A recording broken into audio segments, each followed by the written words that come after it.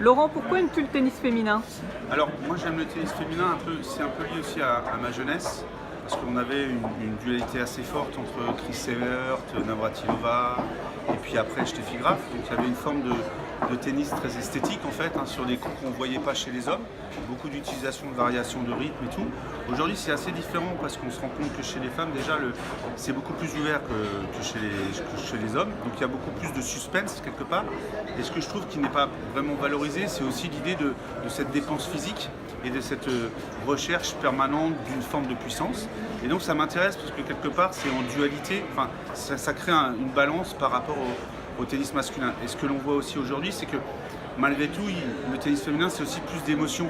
Je ne dis pas que les filles gèrent moins les moments cruciaux dans des matchs, mais on sent qu'elles sont beaucoup plus dans les sensations. Et donc ça fait des matchs qui sont souvent plus serrés que chez les hommes.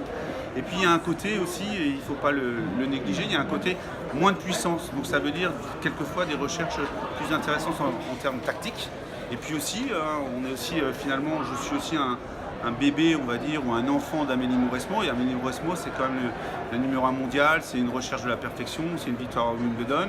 Derrière, il y a aussi le cas Marion Bartoli. Donc le tennis féminin, c'est aussi une forme de performance au niveau français, ce qui fait que ce tout-là, ça m'oblige à un moment donné à nous intéresser autant au tennis masculin qu'au tennis féminin.